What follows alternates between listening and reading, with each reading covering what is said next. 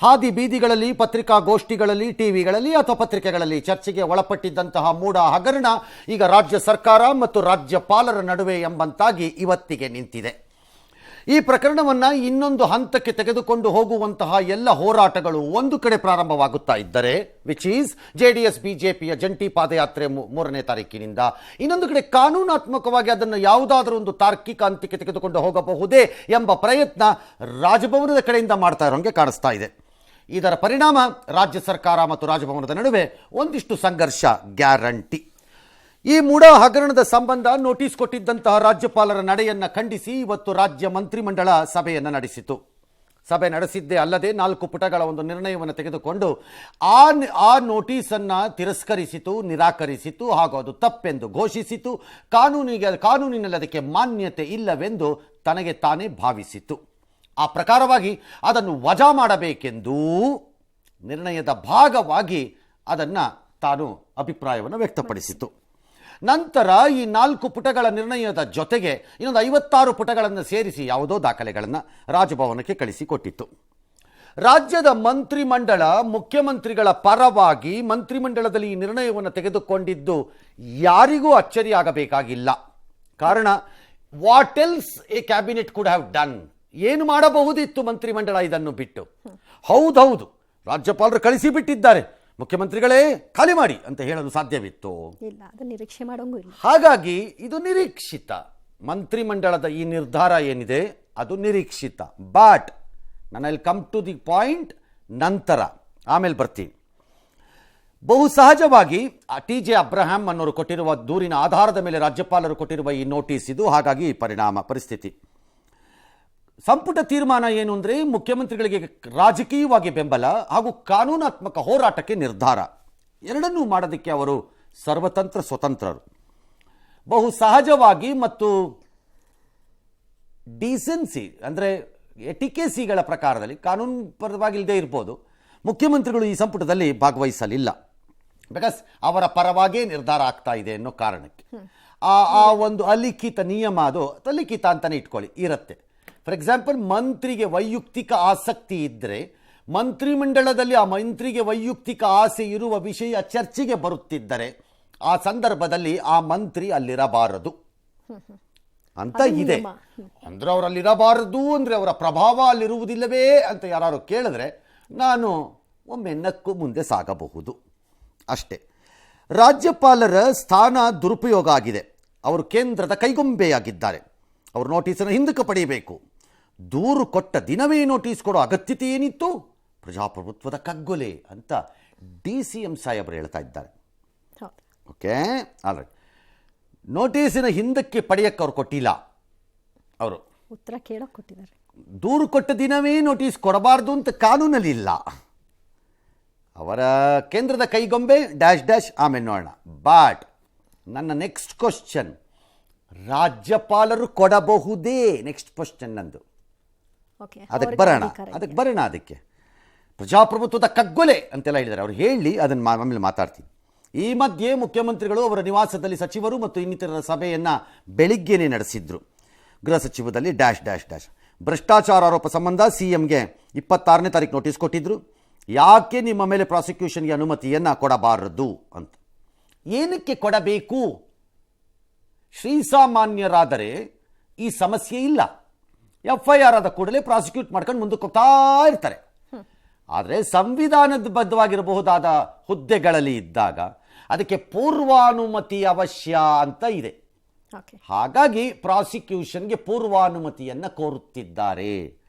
ಅವರ ಮೇಲೆ ಮುಂದೆ ಕಾನೂನಾತ್ಮಕವಾಗಿ ಸಾಗಲು ಅವ್ರಿಗೆ ಉತ್ತರ ಕೊಡೋಕ್ಕೆ CMಗೆ ಇವತ್ತು ಕೊನೆ ದಿನ ಇತ್ತು. ನನಗೆ ಬಂದಿರೋ ಮಾಹಿತಿ ಪ್ರಕಾರ CM ಹಾರ್ಡ್ ಕಾಪಿ ಮತ್ತು ಇಮೇಲು ಅಥವಾ ಫ್ಯಾಕ್ಸ್ ಮೂಲಕ ತಮ್ಮ ಉತ್ತರವನ್ನು ಕೊಟ್ಟಿದ್ದಾರೆ ಅಂತ ಕೇಳಿಪಟ್ಟಿದ್ದೇನೆ. ತನಿಖೆನೇ ಮಾಡಿಲ್ಲ, ಇಲ್ಲ ಯಾವ ಕಮಿಷನ್ ಆಫ್ ಎನ್ಕ್ವೈರಿ, ಇನ್ನ ಏನು ಎನ್ಕ್ವೈರಿನೇ ಇಲ್ಲದೆ ಹೋದಂತ ಸಂದರ್ಭದಲ್ಲಿ ಇಷ್ಟು ತರಾತುರಿಯಾಗಿ ಈ ರಾಜ್ಯದ ಗೌರವಾನ್ವಿತ ಮುಖ್ಯಮಂತ್ರಿಗೆ ನಿಮ್ಮ ಮೇಲೆ ಕೇಸ್ ಹಾಕಬೇಕು ನಾನು ಅಂತ ಹೇಳಿ ಶೋಕಾಸ್ ನೋಟಿಸ್ ಅನ್ನ ಮುಖ್ಯಮಂತ್ರಿಗಳಿಗೆ ಕೊಡ್ತಾರೆ ಅಂತಂದ್ರೆ ಇದು ಪ್ರಜಾಪ್ರಭುತ್ವದ ಕಗ್ಗೋಲೆ, ಸಂವಿಧಾನದ ಕಗ್ಗೋಲೆ ಅಲ್ವಾ? ಸಿದ್ದರಾಮಯ್ಯನವರಿಗೆ ಏನು ಶೋಕಾಸ್ ನೋಟಿಸ್ ಕೊಟ್ಟಿದ್ರು ಗವರ್ನರ್ ಅವರು, ಅದರ ಬಗ್ಗೆ ವಿವರವಾಗಿ ಚರ್ಚೆ ಮಾಡಿದ್ದೇವೆ. ಏಡ್ ಅಂಡ್ ಅಡ್ವೈಸ್ ಸಚಿವ ಸಂಪುಟ ಕೊಡಬೇಕು, ಅದರ ಬಗ್ಗೆ ಚರ್ಚೆ ಮಾಡಿದ್ದೇವೆ.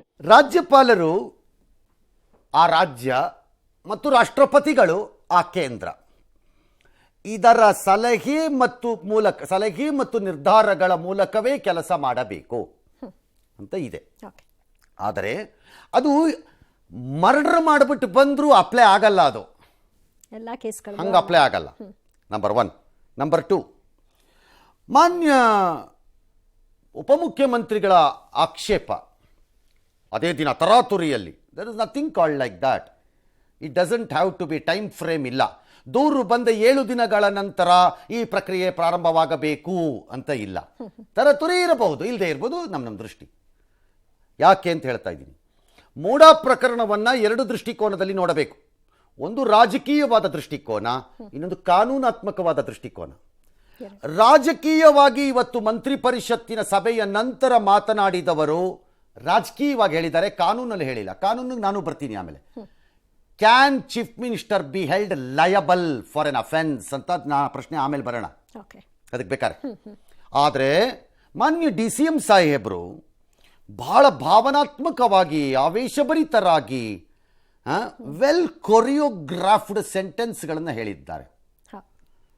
ರಾಜ್ಯಪಾಲರ ಸ್ಥಾನ ದುರುಪಯೋಗ ಆಗಿ, ಅವರು ಕೇಂದ್ರದ ಕೈಗೊಂಬೆಯಾಗಿ, ಪ್ರಜಾಪ್ರಭುತ್ವದ ಕಗ್ಗೊಲೆ. ಮಾನ್ಯ ಯಡಿಯೂರಪ್ಪನವರಿಗೆ ಅವತ್ತಿನ ಹನ್ಸರಾಜ್ ಭಾರದ್ವಾಜ್ ಅವರು ಇದೇ ಪ್ರಾಸಿಕ್ಯೂಷನ್ ಕೊಟ್ಟಾಗ ಅವತ್ತು ರಾಜಭವನ ಕೇಂದ್ರದ ಕೈಗೊಂಬೆ ಆಗಿರಲಿಲ್ಲವೇನು? ಅವತ್ತು ಅದು ಪ್ರಜಾಪ್ರಭುತ್ವದ ಕಗ್ಗೊಲೆ ಅಂತ ಅನ್ನಿಸ್ಲಿಲ್ವೇನು ಯಾರಿಗೂ? ಹಾಗಾದ್ರೆ ಅವತ್ತದು ಕಾನೂನಿಗೆ ವಿರುದ್ಧ ಒಬ್ಬ ಮುಖ್ಯಮಂತ್ರಿಗೆ ಕೊಡಬಾರ್ದಾಗಿತ್ತು ಅಂತ ಅನ್ನಿಸ್ಬಾರ್ದಾಗಿತ್ತ?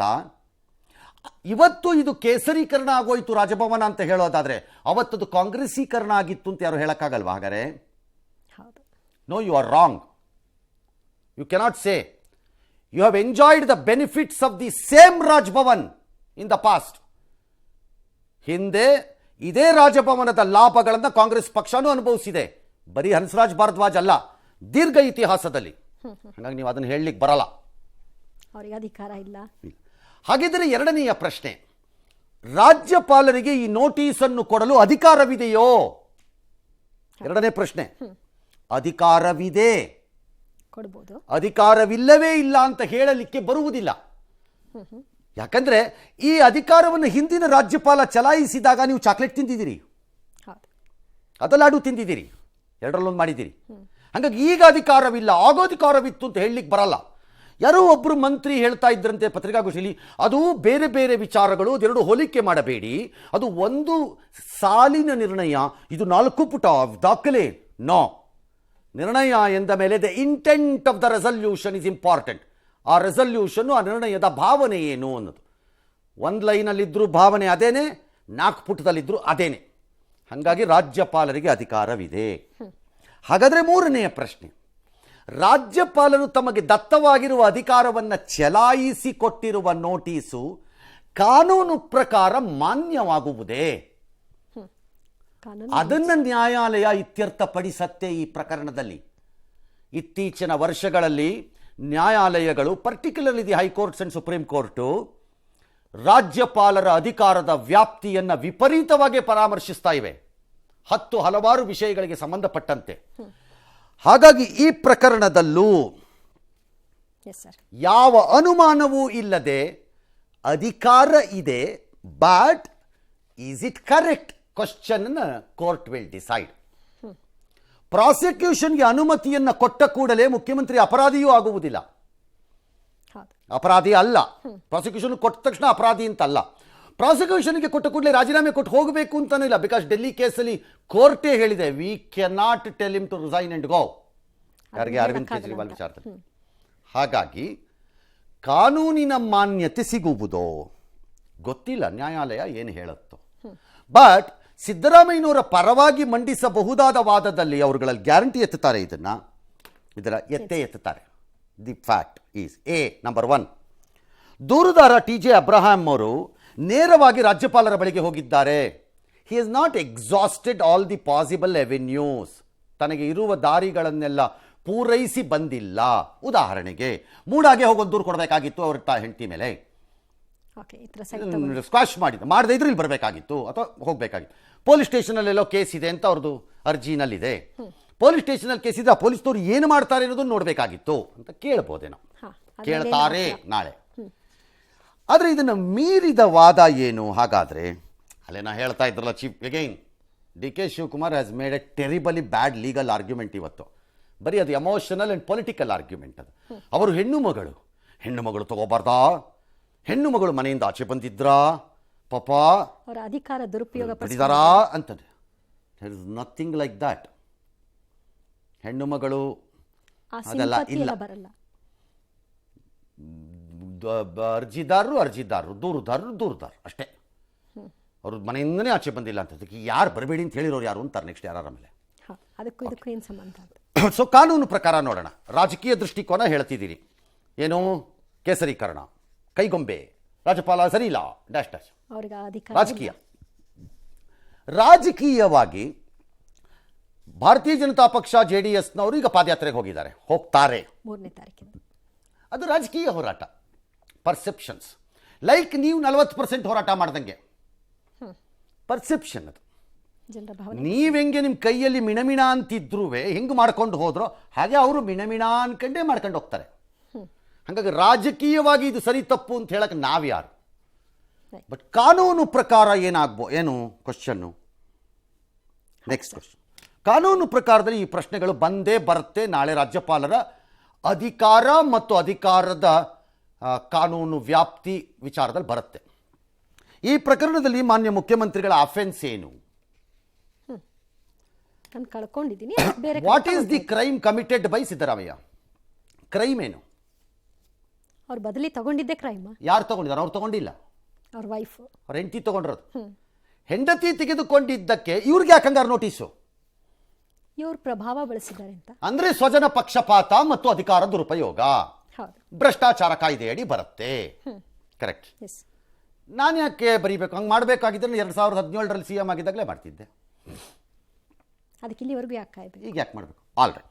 ಒಂದು ವೇಳೆ ಸ್ವಜನ ಪಕ್ಷಪಾತ ದುರುಪಯೋಗ ಅಂತ ಇದ್ದರೂ ನಾನೇನು ಕಾಗ್ದ ಬರ್ತಿದ್ದೀನಾ ಅವ್ರಿಗೆ ಇದನ್ನು ಮಾಡಿಕೊಡಿ ಅಂತ? ಇಲ್ವಲ್ಲ. ಸೊ ಹಾಗಾಗಿ ಅರ್ಜಿದಾರರು ಅವರಿದ್ದಾಗ ಅವರ ಮೇಲೆ ಕ್ರಮಗಳಿದ್ದರೆ ಮುಂದುವರಿಬೇಕೇ ಹೊರತು ನನ್ನ ಮೇಲೆ ಯಾಕೆ ಬರ್ತಾ ಇದ್ದೀರಿ? ಹಾಗಿದ್ರೆ ನೀವು ಯಾಕ್ರಿ ಡಿಪೆಂಡ್ ಮಾಡ್ಕೊಂಡ್ರಿ ಮಿಸ್ಟರ್ ಚೀಫ್ ಮಿನಿಸ್ಟರ್? ಅವ್ರ ವೈಫ್ ಯಾಕ್ರಿ ಡಿಪೆಂಡ್ ಮಾಡ್ಕೊಂಡ್ರಿ ನೀವು?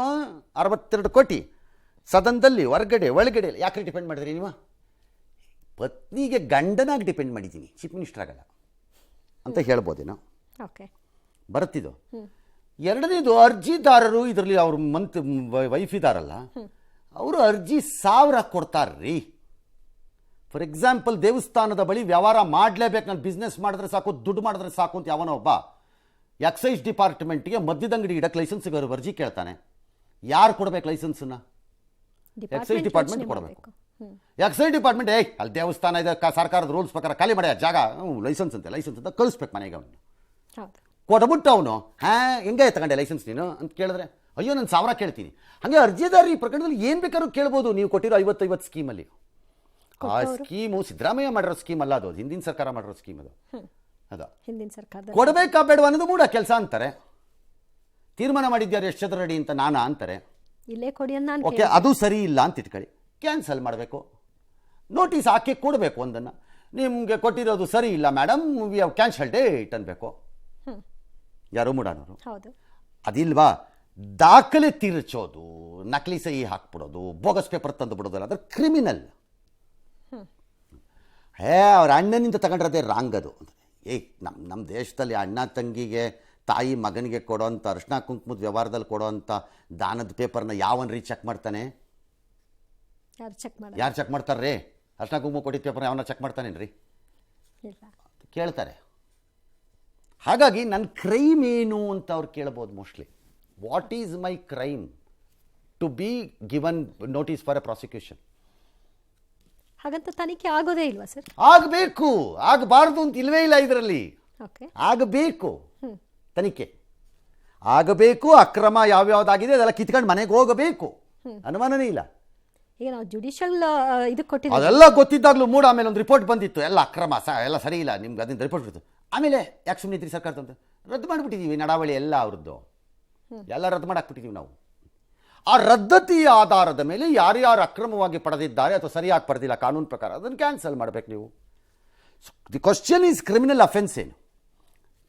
If there is a documentary offence ಅದು ಸಿವಿಲ್ ಅಫೆನ್ಸು, ಅದಕ್ಕೆ ಸಿವಿಲಲ್ಲಿ ಕ್ರಮ ತಗೋಬೇಕಷ್ಟೇ ಆಗಿದ್ರೆ ಅನ್ನೋ ಈ ವಾದಗಳು 100% ಬರುತ್ತೆ, ಬರೆದಿಟ್ಕೊಳ್ಳಿ.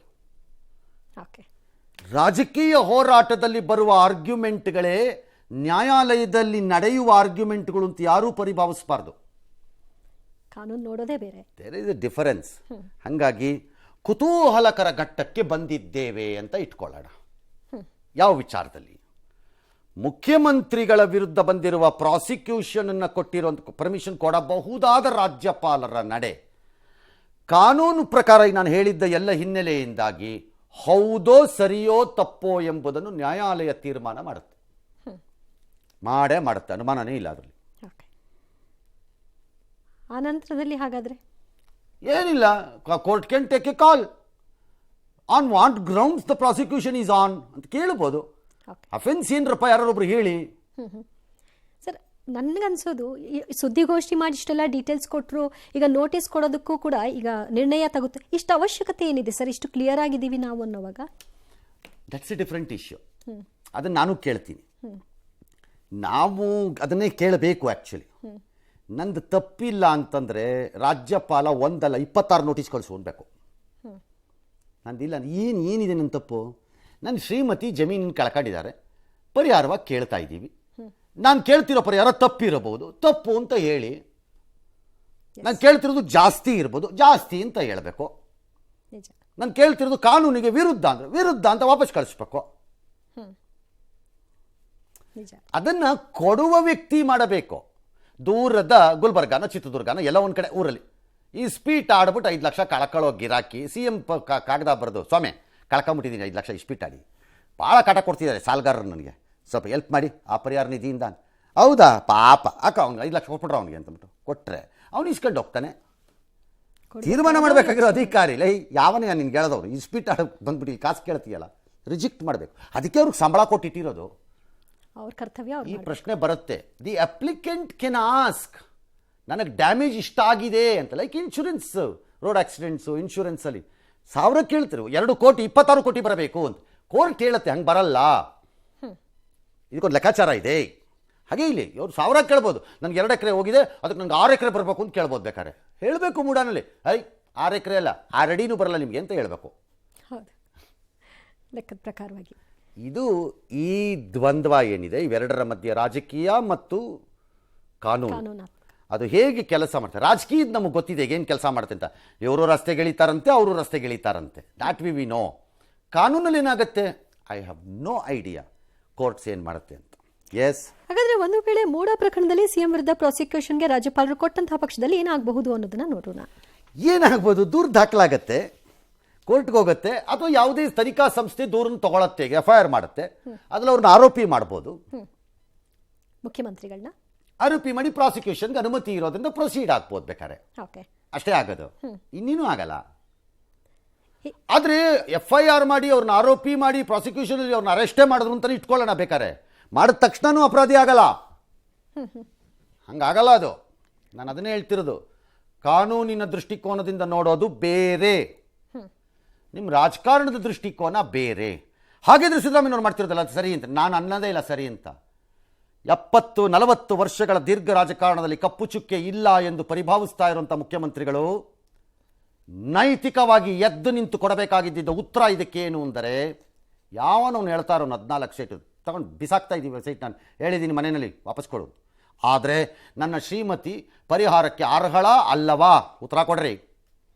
ಪರಿಹಾರಕ್ಕೆ ಅರ್ಹರಿದ್ದರೆ ಎಷ್ಟು ಮತ್ತು ಯಾವ ರೂಪದಲ್ಲಿ, ಅರ್ಹವಿಲ್ಲ ಅಂದರೆ ಯಾಕೆ, ಬರೀರಿ ನನ್ನ ವಾಪಸ್ ಕೋರ್ಟ್ಗೆ ಹೋಗ್ತೀನಿ. ಮತ್ತು ಈ 50-50 ಸ್ಕೀಮನ್ನು ದುರ್ಬಳಕೆ ಮಾಡ್ಕೊಂಡ್ಬಿಟ್ಟಿದ್ದೀನಿ ಅನ್ನೋದಾದರೆ, ಈ ಸ್ಕೀಮ್ ನಂದಲ್ಲ, ಹಿಂದಿನ ಸರ್ಕಾರದ ಸ್ಕೀಮು, ಆದರೂ ಅದನ್ನು ರದ್ದು ಮಾಡ್ತಾ ಇದ್ದೀನಿ. ಅದರ ಕೆಳಗಡೆ ಯಾವನು ತಗೊಂಡಿದ್ದಾನೆ ಎಲ್ಲನೂ ರದ್ದು ಮಾಡ್ತೀನಿ, ಜುಡಿಷಿಯಲ್ ಎನ್ಕ್ವೈರಿ ಹಾಕಿದ್ದೀನಿ, ಹೋಗಲ್ಲ ರಿಪೋರ್ಟ್ ಮಾಡ್ಕೊಳ್ಳಿ, ಯಾರ್ಯಾರು ಅರ್ಹರಿದ್ದೀರೋ ತಗೊಳ್ಳಿ, ಯಾರು ಬಿಡ್ಕೊಳ್ಳಿ ಅಂತ ಹೇಳಬೇಕಾಗಿತ್ತು. That's a call he could have taken on morality side. ಹೌದು, That's left to him. ನಮಗೆ ಸಂಬಂಧ ಇಲ್ಲ.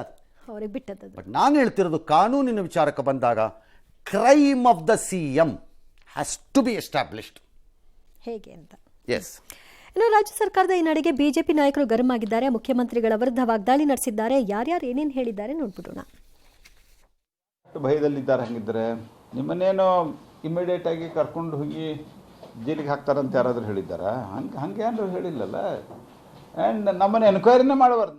ಸಹಜವಾಗಿ ಕಾನೂನಿನಂತೆ ಗವರ್ನರ್ ನೋಟಿಸ್ ಕೊಟ್ಟಿದ್ದಾರೆ.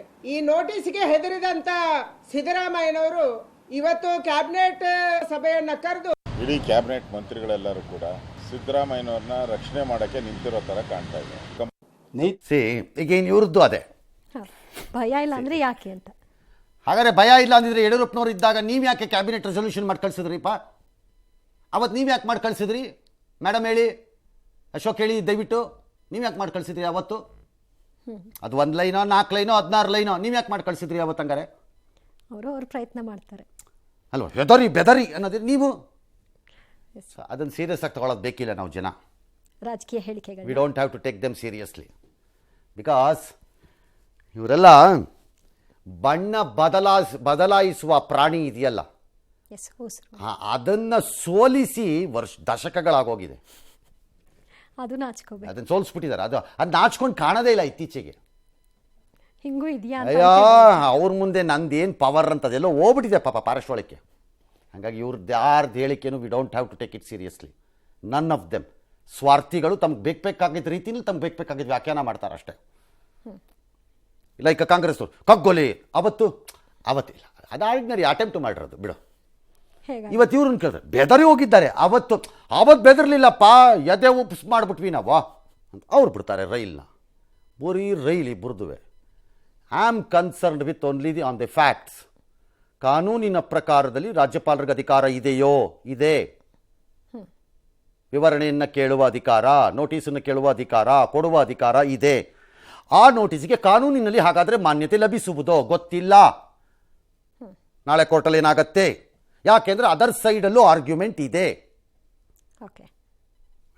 ಹಾಗಿದ್ರೆ ರಾಜಕೀಯವಾಗಿ ಅವರಿಬ್ಬರು ಮಾಡಕತ್ತಿರೋದು ಅವರಿಬ್ಬರಿಗೂ ಸರಿ.